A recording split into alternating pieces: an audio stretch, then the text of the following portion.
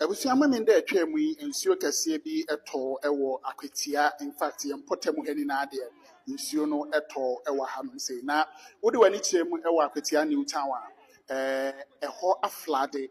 In fact ise ne nsuo no to cheye no esase be 3 p.m. awia, but nsuo no ekoya asat be 11 p.m. crampo no you could still see sena nsuo no eto nti ama eye flat aba baby ate se enye nika enye asem a ede kra nti no no ho pictures and as videos na yesi flat ne de New Town hall potem wo baby de abanza and as more no ankasa no ayiri aba eye amanfo fia edi oyene ede abre amanfo honom pa ye ne amanfo no bi atwetwe nkomo ede afasa asem ni ho amama kire ebi mo ede ase Galamsey a omoye wo area mo ana asem potem wo ana amasa ye oyene aba beto wo mo eti yenko tie se ne amanfo no echeche wo mo adwen efa ho. In fact won say udi kan hu video bi ana bai wa bi kra de osu ebob na ne ade ma me bi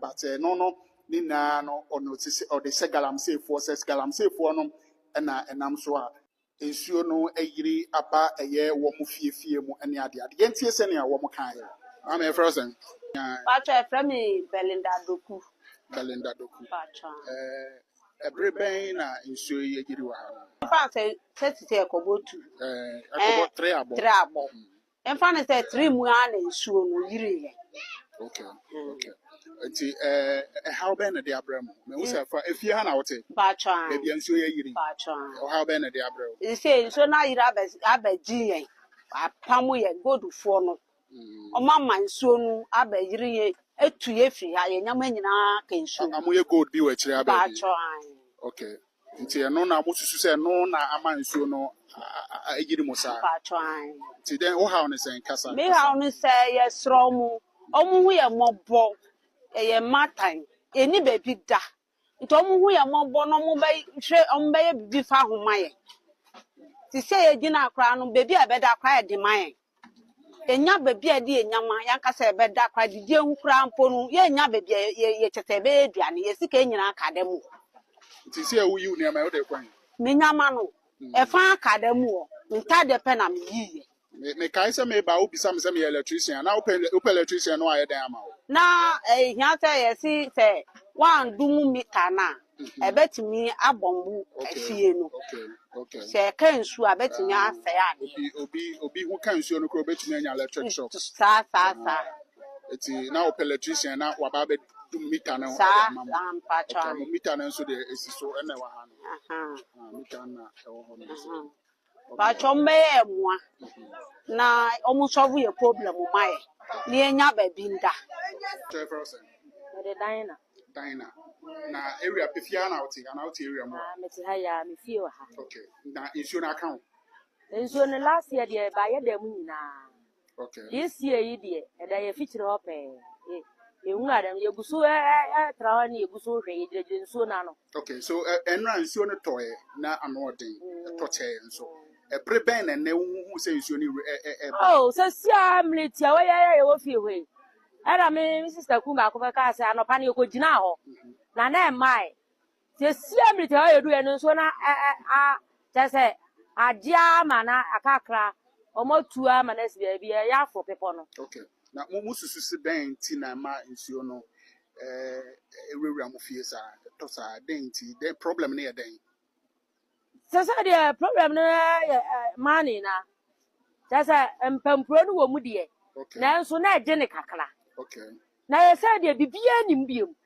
abel bibia nim okay enti na no ane say ba na nti Galamsey na odu se no na ma na eno asu amayomo ntu amu si yetiri mode last year right dem ye mattress ye nya say ne ma de kogu school dem okay enso no omu ba ye o ye mfa hwe ma omu kra esi ye de ya no nudwom ya ko akwa na ye de ye jai enti ye hwe wom okay nti then na obeka champion for ka champion for no say last year na nso ni yiri be fa ye dem not before ba ye no o ma me ye wu o be ka che ye say nneɛma na ɔmo de brɛ yɛ ama yɛn yɛn nyɛ so ne yɛnya yɛku ɛnso no ɔmo baa yɛ na ɔmo bɛtrɔtrɔ na ɔmo baa hɔ na ɔmo ansi hɔ biom bɛpem nnɛ I'm your first. Bacho me de Ajwa Mary. Nsuo no ebrebe na mo hu se nne ewewura fie mu ewewura mo dem. Emre bi ba ye enche bia be ye se nfie be ye mienu. Okay. Nsuo yi ba ha be gura dem a egura ye dem se ye niema bebre. Okay. Ye niema se bebre ma ye fifie ha no ekodi da ba bia emfata se onipa nka wo se ye da. Nso ye kodi da hodi be na nsa na nan. Mensuo no betwi ya nsa na ye san eba be pepe dem. Ana ye ba beda ne ade tinansen 3 days any say nsuo ibio esan so ama ne musu a esan Ususu se eden ti na ya na nsuo no ewewura mo fie den efiden a. me da se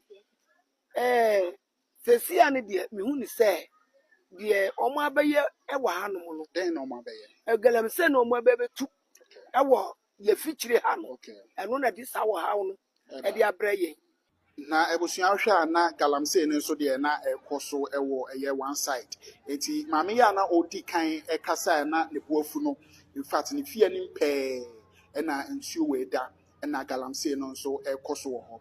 Yenhwe maame no ana se sister no ne sene no orante na ne boafu na okasa yenhwe sa full video no na yemfa mbra na wie. We have people so my mistake. Na me be tia mo so. Se ba kwa ye aduma ba kwa bread ti mi mo ro. Na ma ba be tia fie we.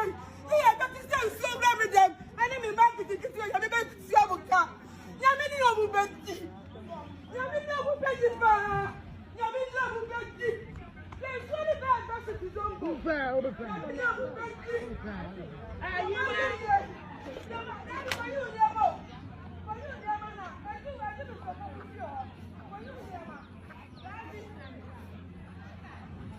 I'm dead. I don't know what the party you said. I don't know what the party you said. I don't know what you said your way. I tell you, what do I have to be feel Galamsey? And then I have to be feel Galamsey. You mean market the kitchen way. And Galawa who you have a I'm a Julius, not clean. Madame Monsieur, Madame Master, Madame Master, my yard, Papa. Madame Master, I'm afraid you, my member. Now what to be feel Galamsey say. It's your year. I die near. Me me buy a better. Me buy a better. Say any problem. Say any problem. No be to myself. And to me me body any day be did you go. Say any problem. It's so baby a better cry again. Baby a better cry again. Nyame shamo. Na retonya ko ba tomo so reto. Retonya ko ba tomo so reto.